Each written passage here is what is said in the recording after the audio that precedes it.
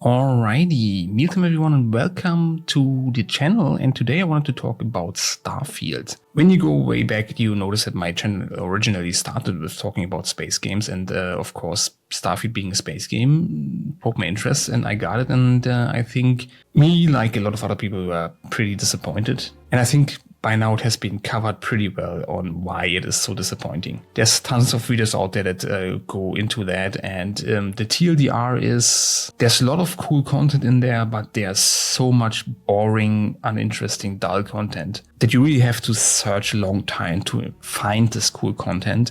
And the times in between is like really boring, mind-numbing fetch quests and a planet exploration that feels very out of place. There's a YouTuber called Churchy who put this pretty perfectly in his video, and I put a link into the video in the description, and he called it handcrafted versus procedural. So today I wanted to talk about on how we got here, why did Starfield turned out to be this way.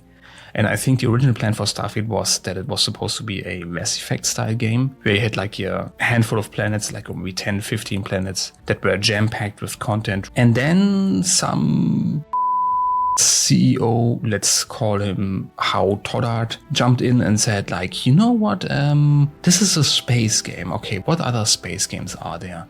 There's a space game called No Man's Sky, and there's a space game called Really Dangerous, and there's a space game called Star Citizen. And these are all very, very successful.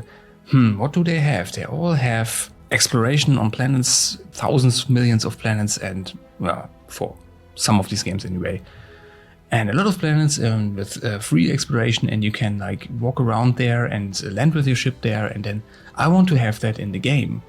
And the developer were telling them, hey, dude, that's not possible. That the game is not it's a role-playing game. It's not made for some free exploration on some planet and some space travel.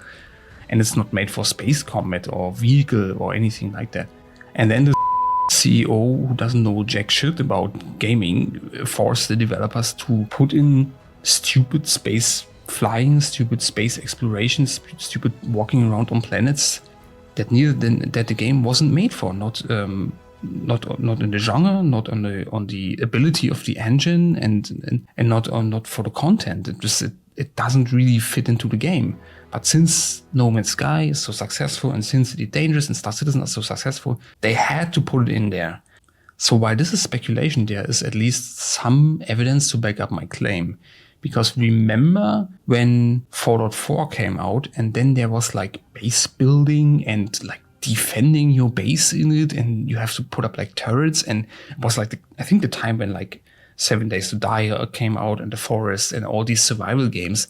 And so this CEO saw that and said, I want to have that in the game. Or with Elder Scrolls. At some point, the CEO saw oh wow, everybody is doing these MMOs. Don't we have a role-playing game? Yes, we have the Elder Scrolls. Yes, let's do Elder Scrolls Online. The game was never made for that, and it didn't really turn out that great. The same way that Fallout 4 isn't really the best Fallout game. In fact, Fallout 76 aside, it's the worst. And speaking of Fallout 76, yes, of course there's a Battle Royale mode in, because Battle Royale is the latest shit that we have to have in our game. And that's really a very worrying development, because I'm not seeing this only with Bethesda. I only see that, for example, Digital Extremes now, they are doing a Soulframe, a Souls-like Warframe game or whatever. So I don't know how it turns out, but the thing is that, yes, these Souls-like games are vastly successful, so we have to do one of our own. These AAA studios, not only are they lacking the ability to innovate, then they can't even keep their own shit that was working. They have to water down their own concepts that were actually working. All that stuff that doesn't fit into these games. It doesn't fit the engine, it doesn't fit the content, it doesn't fit the entire game style. This is the reason why I think Starfield has come from the biggest hype of the year to the biggest disappointment of the year. Yeah, anyway, that's it for today. And I catch you in the next one. Until then, take care and tschüss, ne?